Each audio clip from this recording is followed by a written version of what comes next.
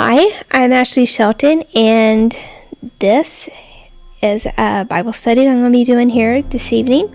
And this Bible study is going to be on discouragement. I think that discouragement is something that we probably have all faced and encountered at some point in our life. And if you haven't, then consider yourself very blessed, because discouragement seems to follow me everywhere I go. I should be used to discouragement by now, but I'm not. It still attacks me and still bothers me in ways that I cannot describe.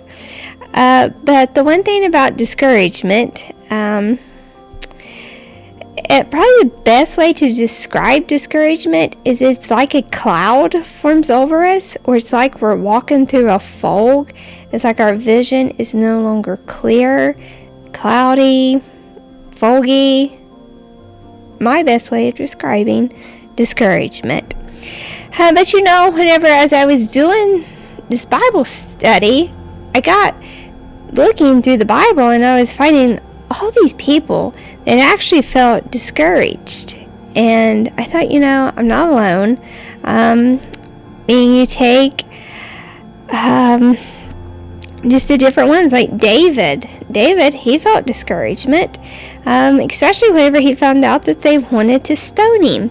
If you think about it, if someone wanted to stone you, I would really be discouraged over that. And another form that can cause discouragement is we may not know what caused our discouragement.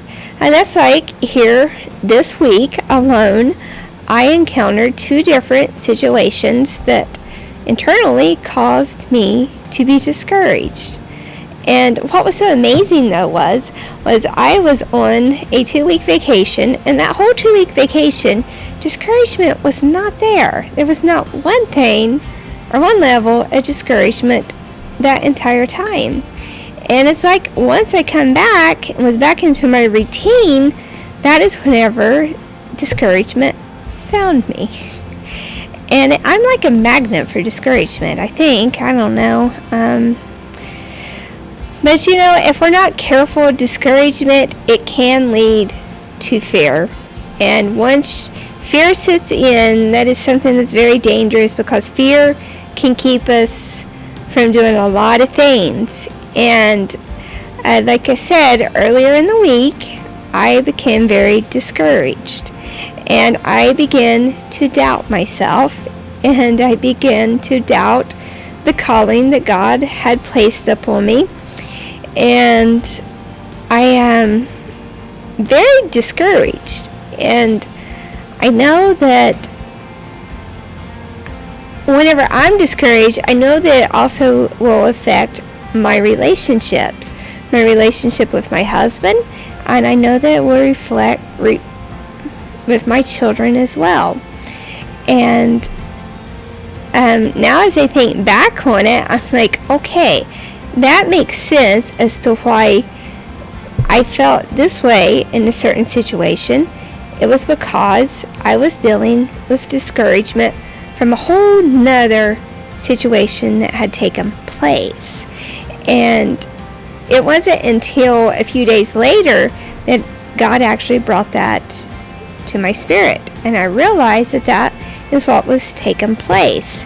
And then right after that one, I dealt with that discouragement. And I felt like I had conquered that, because God reminded me that many are called, but few are chosen. And so I dealt with that, and I was like, okay, God, okay, I will do this. I will do what you have called me to do until you tell me that my job is finished. And then I deal with that discouragement, and then I encounter another discouragement, and it was on a whole different level, and it was over a situation and something that somebody said. And it just created so much doubt in my mind, and so much, know how to explain it, but it was not a good feeling. And once again, I was like, I dealt with this for a while. And whenever I woke up the next day, I told my husband, I said, he asked me if I slept good, and I said I did. I said, but I still felt deadly tired. And I know what that was from. It was from the discouragement that had happened prior to me going to sleep. And and it was all over what somebody said. And after I got thinking about it, or not thinking but praying, I prayed my way out of that discouragement, and God once again reminded me that His opinion is what matters. And aside from His opinion, my husband's opinion matters as well. And whenever I discussed the situation with him, it was funny because I asked him, I was like, how did you and I both end up in a situation where we have become the topic of discussion? I won't go into any details on it, but he laughed about it. And so it was a little bit later, he said something to me, and it was one of the sweetest things he could have ever said. And that just renewed my confidence. And it was like God just renewed my spirit all by what my husband said to me. And I was like, He and God are the ones whose opinion matters. And actually, it's a situation that I have no control over. And I was trying to explain that I have no control over this situation, that I have tried. I have spent much money trying to remedy this situation, but not much has helped with it. But if you look back on what's happened the past 2 years, it all makes sense as to why I'm dealing with what I'm dealing with. And I'm thankful that before my husband went to bed, for those words that he said to me. And he probably don't even remember what it was he said, but I do. And that is what renewed my strength in that situation. And I'm thankful that the Lord used my husband to be the one to renew that in me. Because now I feel like that I can go back and face what God has called me to do. And so we have to figure out how to deal with our discouragement. So in the first situation, I prayed about it, and God delivered me out of that. The second situation of discouragement, I prayed about it, and I read my Bible, and I wasn't coming up with much of anything that was really reassuring me that on the matter. But what God did do was, He used my husband, and I am thankful that he did do that. And but we have to really watch about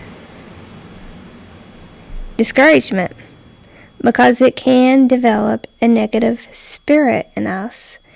And I don't like being a negative person. God did not call us to be a negative person.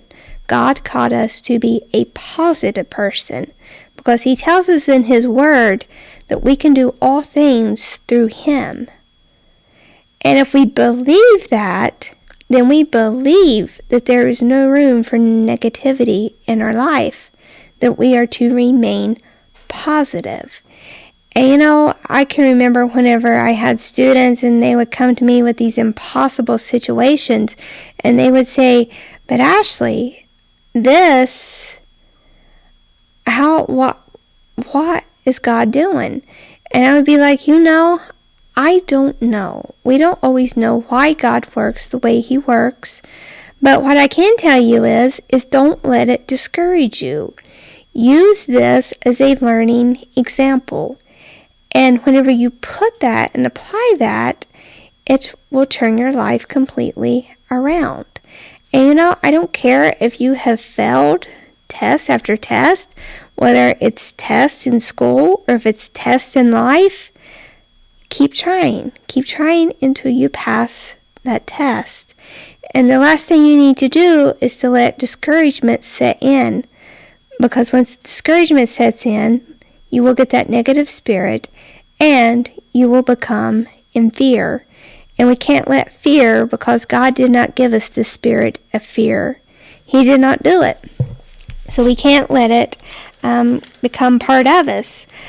But one of my most favorite chapters in the Bible is 2 Corinthians. And I'm going to read here 2 Corinthians 1. And I'm going to read a couple verses here. And I'm going to start with verse 2. It says, "Grace to you and peace from God our Father and the Lord Jesus Christ. Blessed be the God and Father of our Lord Jesus Christ, the Father of mercies and God of all comfort, who comforts us in all our tribulation, that we may be able to comfort those who are in any trouble with the comfort with which we ourselves are comforted by God. The sufferings of Christ abound in us, so our consolation also abounds through Christ. Now if we are afflicted, it is for your consolation and salvation, which is effective for enduring the same sufferings which we also suffer. Or if we are comforted, it is for your consolation and salvation, and our hope is for you and steadfast, because we know that as you are partakers of the sufferings, so also you will partake of the consolation. It says, "For we do not want you to be ignorant, brethren, of all our trouble which came to us in Asia, that we were burdened beyond measure." They said that they was burdened beyond measure. And I think that probably at some point in every one of our lives, if we're honest, we can think of a time that we were burdened beyond measure. And I can think of many times that I was burdened beyond measure. And as it says here, it says, "But above strength, so that we despaired even of life. Yes, we had the sentence of death in ourselves, that we should not trust in ourselves, but in God, who raises the dead, who delivered us from so great a death, and does not deliver us, in whom we trust that He will still deliver us." So they had the sentence of death, but God tells us in His Word that we had the power of speaking life and death into a situation. So we can apply that to discouragement. When we feel discouraged, we can either speak life into that discouragement, or we can speak death into that discouragement. And where do we get by allowing discouragement into our life? It gets us nowhere. Nowhere at all. But as long as we are in obedience to God, and we are obediently doing what He tells us to do, and what He has called us to do, then we should not fear. Because we know that God, He will come to our aid. He promised to never leave us, and He promised to never forsake us. So no matter what you are facing, no matter what discouragement has been brought into your life at this moment, I'm here to tell you that God can solve it all. Seek Him in prayer. Listen. See what He's trying to teach you in the midst of your discouragement. Because it may be something completely different than the path that you're on right now. And it just may be that He's just trying to get you to realize that you are still being called by Him, because Satan, he wants us to always think that we are not chosen and called by God. So he will give us all these reasons to doubt everything that God has instilled and put into us.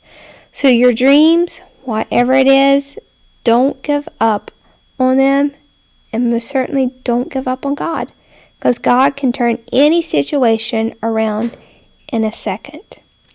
He is the God of impossible. He is the God who can heal any disease. He can heal any pain in a second. He can do that. I have seen it in my own life, and I have seen the power of God. I have seen God, what He has done for me. I can never I just thank Him for who He is and what He has done. But don't ever give up on God, because He won't give up on you. And I thank you for joining me here for this Bible study today, and I hope that you can join me for next time.